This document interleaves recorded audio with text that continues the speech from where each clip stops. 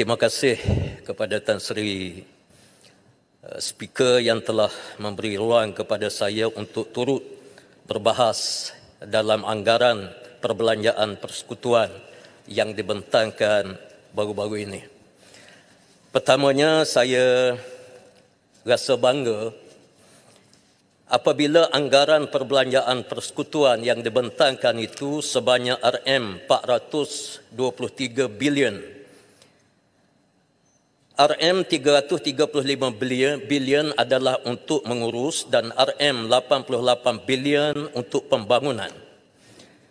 Apabila saya meneliti secara terperinci bagaimana agihan-agihan yang akan diagihkan ini, boleh saya simpulkan bahawa perbelanjaan yang diuntukkan kali ini walaupun besar, ada satu perkara yang perlu dinilai dengan baik oleh pihak kerajaan demi masa depan negara kita.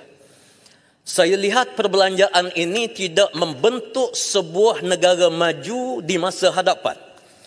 Kerana perbelanjaan yang besar ini, kalau kita lihat, dia tidak membentuk sesuatu yang memberi gambaran negara kita akan menjadi sebuah negara maju.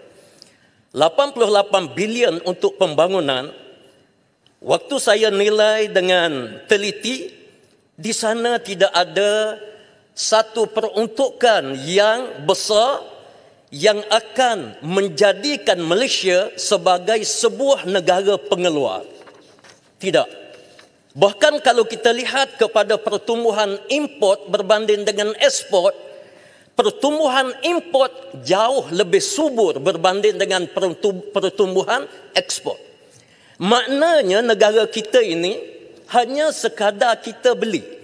Dan saya ingin sebut di dalam ucapan saya ini, bahawa negara kita sudah tiba masanya untuk kita menjadi negara pengeluar. Antara punca yang besar Malaysia ini tidak dihormati sebenarnya di mata dunia apabila kita bercakap isu yang menyentuh kedamaian antarabangsa. Kita menyentuh isu pencerobohan Israel sebagai contoh. Orang tidak hormat kepada Malaysia. Sebab Malaysia tidak ada industri pertahanan. Malaysia tidak memiliki kepakaran yang hebat sehingga kita dapat mengeluarkan senjata kita sendiri yang memberi kekuatan untuk negara kita dan memberi mesej kepada negara-negara lain bahawa this is Malaysia. Maknanya paling kurang kita standing dengan Jepun, kita standing dengan Korea, kita standing dengan Iran, kita standing dengan Turki. Ke arah itu barulah kita dihormati. Dan kalau kita dihormati ini, insya-Allah para pelabur akan datang di negara-negara yang mereka yakin kita dihormati. Tapi hari ini kalau kita lihat negara kita lebih banyak kita bercakap kalau berlaku pencerobohan, kita kata kita bincang dengan damai. Ya, saya terima baik perbincangan dengan damai, tapi kita kena ingat orang lain tidak akan menghormati kita kalau hari ini mereka menceroboh. Selepas daripada ini mereka akan menceroboh lebih banyak lagi sebab kita tidak ada kekuatan. Saya ingin mengajak kepada pihak kerajaan supaya industri pertahanan ataupun kilang pembuatan kepada aset-aset yang lain mesti dimulakan oleh negara kita selari. Kalau kerajaan sebut dia madani, di sana ada ayat Allah Subhanahu wa taala, wa a'iddu lahum mastata'tum min quwwah, hendaklah kamu bersiap siaga untuk membentuk kekuatan dalam kalangan kamu, kerana kekuatan ini akan meletakkan negara kita di paksi yang sebenar. Yang kedua, saya nak sebut berkenaan dengan agihan yang adil, 423 bilion. Persoalan saya, berapa bilion untuk negeri-negeri yang dikuasai oleh pembangkang, Kelantan, Terengganu, Kedah dan Perlis. Kalau peruntukan yang lepas 388.1 bilion, kita lihat negeri Kelantan antara negeri yang memberi cukai antara yang besar dalam Malaysia. Tapi daripada 388.1 bilion, Kelantan hanya menerima kurang lebih 1 bilion saja. Dengan alasan-alasan yang tak boleh diterima sebenarnya, masalah infra dan seumpamanya. Apa salahnya kalau kita bantu? Apa salahnya kalau kita bertindak adil dalam perkara ini? Dalam isu pertanian, saya sangat sokong apa yang disebut oleh Rasa. Negara kita ni tak apa nak jadi, semakin hari semakin menggelosor. SSL semakin hari semakin menggelosor. Saya nak sebut SSL ni dalam sejarah yang panjang. Waktu kami menjadi kerajaan duduk sebelah sana, itu saja tempoh SSL negara ni melonjak naik sehingga kepada 72%. Itu saja. Kemudian selepas daripada itu menurun. Ini sangat membimbangkan. Dan semua ini sebagaimana yang saya sebut tadi, negara kita perlu menjadi sebuah negara industri. Kita mesti mengeluar bajanya, peralatan-peralatan yang kita lihat untuk pertanian. Jangankan kita nak buat traktor, nak buat enjin, mesin untuk tarik air saja daripada parit ke sawah, terpaksa kita kena beli ke sana, beli sini. Mesin kita made in negara luar, bukan made in Malaysia. Kita kena bangkit. Kalau kita tak bangkit, inilah nasib kita sepanjang zaman. Petani-petani kita kalau di Kelantan saja jumlahnya lebih daripada 6,000 keluarga. Ini jumlah petani. Tetapi mereka dianaktirikan. Sedangkan Kelantan adalah pengeluar beras yang sangat besar. Di Kelantan 3.5 metrik tan sahaja untuk 1 hektar. Bukan kerana salah petani. Kalau kita lihat dalam bulan Ramadan, mereka solat tarawih di atas traktor, bekerja siang dan malam. Tapi oleh kerana tanah mereka ini tanah yang sudah lama, tanah yang ada kesan kimia macam-macam, yang sepatutnya pemulihan tanah ini diambil tanggungjawab oleh Menteri Pertanian. Saya ucap terima kasihlah.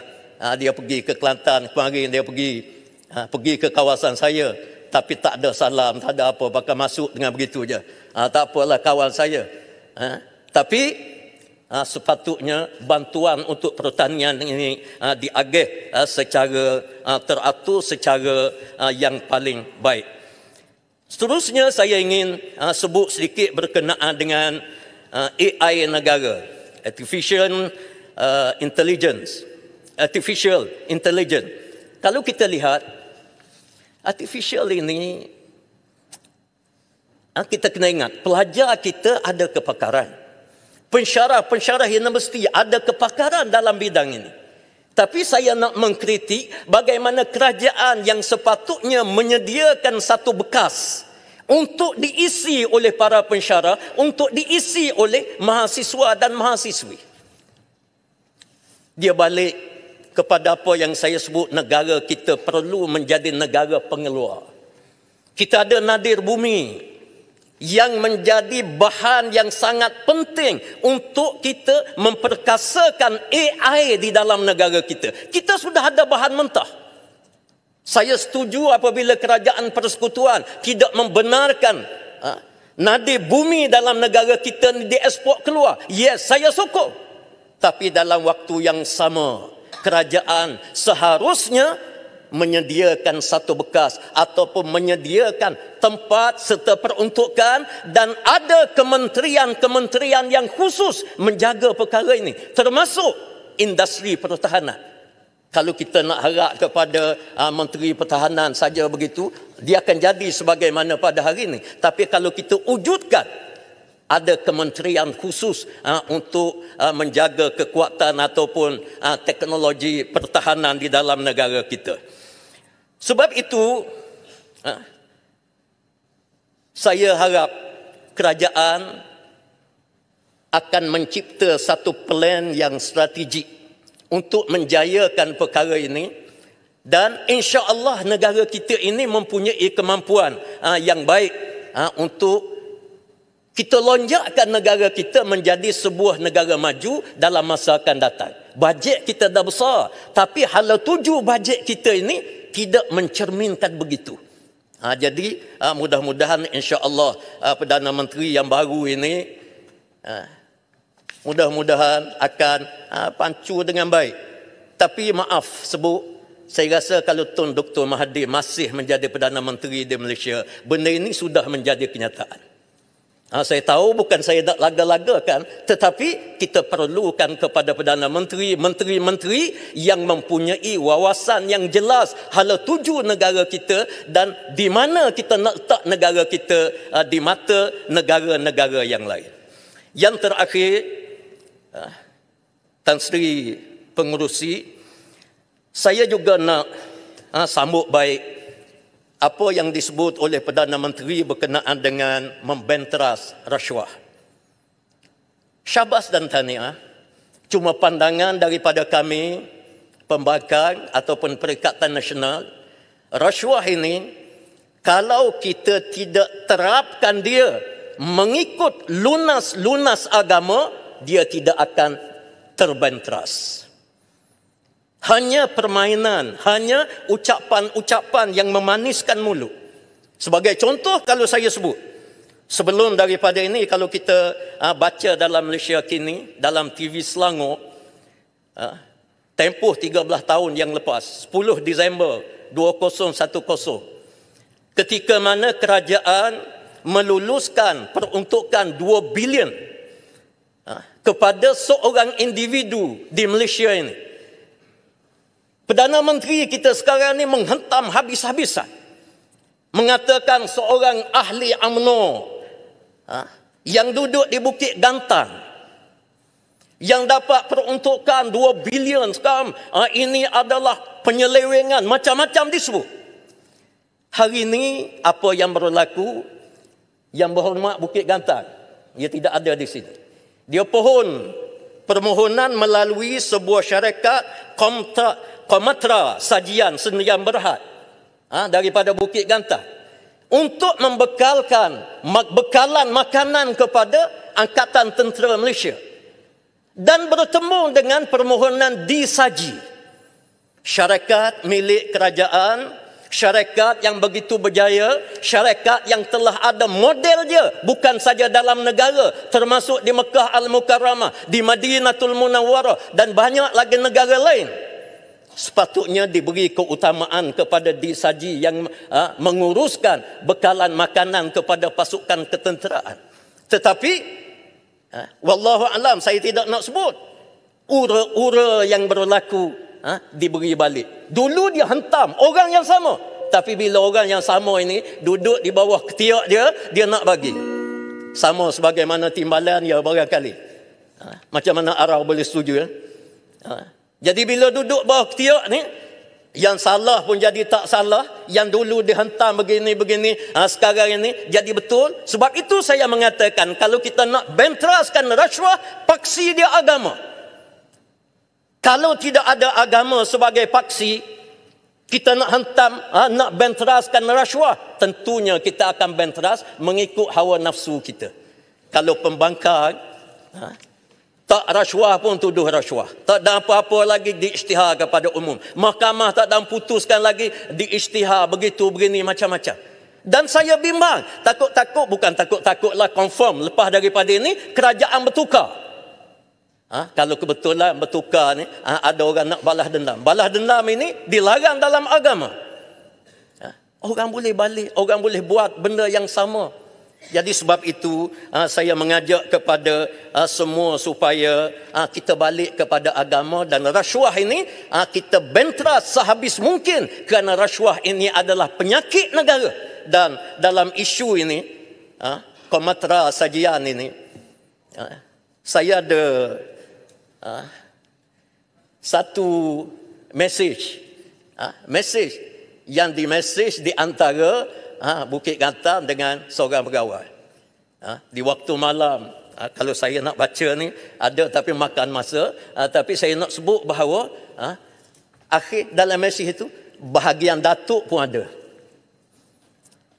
Ini satu benda yang tidak sepatutnya wujud dalam konsensi tender dan seumpamanya, benda ini adalah benda yang sangat keji, sangat baik, dan saya harap disaji ini akan diberi peluang oleh kerajaan untuk mengendalikan perkara ini, dan mudah-mudahan disaji yang di bawah dia ini peneroka Felda yang begitu ramai yang akan mendapat syafaat daripada tender ini, bukan kepada individu. Kalau di individu ni tak ke mana-mana akan dapat manfaat kepada dia seorang, tetapi peneroka Felda ini dia lebih ramai. Jadi saya rasa terima kasih banyak kepada peraturan Dewan, Yang Berhormat. Saya ingin membangkitkan peraturan Dewan 36(6). Seseorang ahli tidak boleh mengeluarkan sangkaan jahat ke atas siapa-siapa ahli yang lain. Tadi berkenaan dengan kenyataan Yang Berhormat Pasir Putih, berkenaan WhatsApp dan sebagainya, itu adalah satu sangkaan jahat dan tidak ada satu dokumen yang sah yang mungkin saya perlukan penjelasan dan perlu tarik balik Yang Berhormat untuk penyataan tersebut. Terima kasih kepada Yang Berhormat yang sebut. Ucapan saya tak habis lagi. Tunggu dulu. Saya dapat laporan WhatsApp, saya tak habis lagi. Saya minta kepada pihak kerajaan supaya meneliti, lihat dengan baik, kerana walaupun dia WhatsApp, dia datang daripada sumber yang sangat kuat.